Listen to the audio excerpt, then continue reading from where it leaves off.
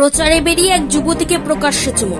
Social মিডিয়ায় উত্তর মালদা কেন্দ্রের বিজেপি প্রার্থী খগেন মুর্মুর সেই ছবি ঘিরে এখন বিতর্ক।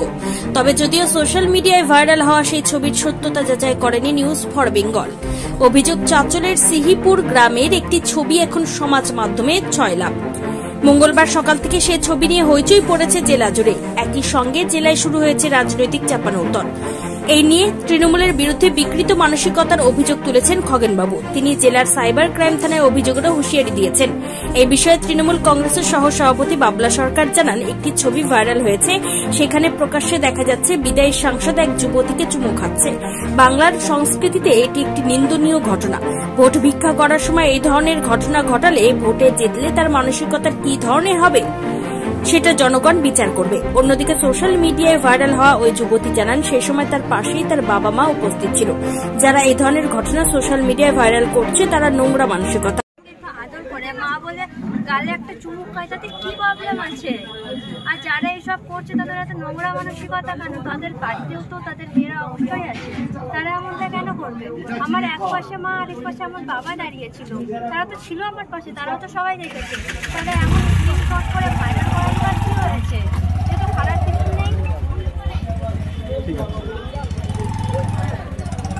বিষয় নাকি এগুলো সমস্ত ওই সম্পর্কে বলার কোনো প্রশ্নই নাই। এগুলো সব তৃণমূল কংগ্রেসের কালচার, ওগুলো সব করে।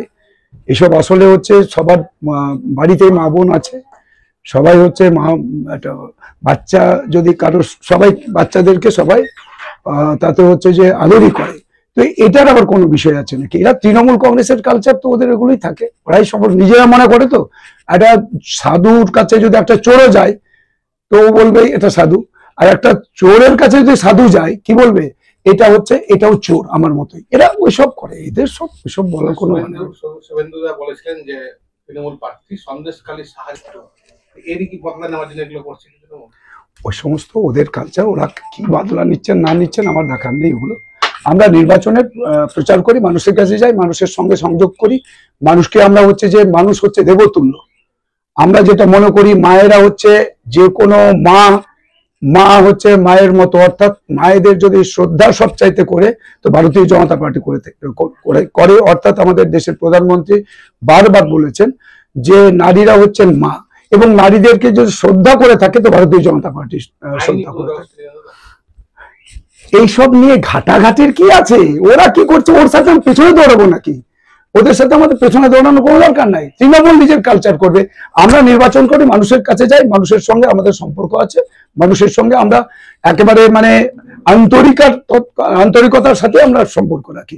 এর সাথে কোনো সম্পর্ক নাই। হ্যাঁ, কালকে একটা আমরা ভাইরাল পেলাম যে উত্তর মালদার বিদায়ী সাংসদ এবং বর্তমান ভারতীয় জনতা পার্টির সাংসদ পদে যিনি দাঁড়িয়েছেন, তিনি বিভিন্ন প্রচারের মাধ্যমে চুমাও খাচ্ছেন।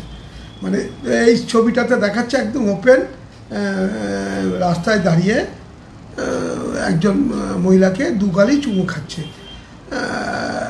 হতে পারে ওনার সাথে কোনো সম্পর্ক, কি স্নেহধন্য কেউ হতে পারে, কিন্তু রাস্তায় প্রচারে, তাও আবার তার সাথে যারা প্রচারে বেরিয়েছিলেন বিজেপিরই কেউ এই ছবিটাকে ভাইরাল করেছে।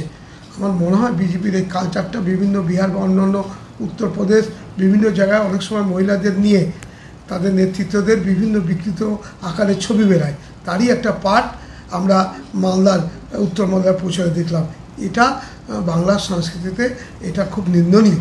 আমার মনে হয় এটা করা উচিত, এবং মানুষের কাছে এটা বার্তাও পৌঁছালো যে সাংসদ নির্বাচনের ভোট ভিক্ষার সময় যদি এরকম আচরণ রাস্তায় দাঁড়িয়ে ওপেন করতে পারে, পরবর্তীতে তার কী রকম মানসিকতা সেটা কিন্তু মালদার মানুষ বিচার করবে, বাংলার মানুষ বিচার করবে। Bureau report, news for Bengal.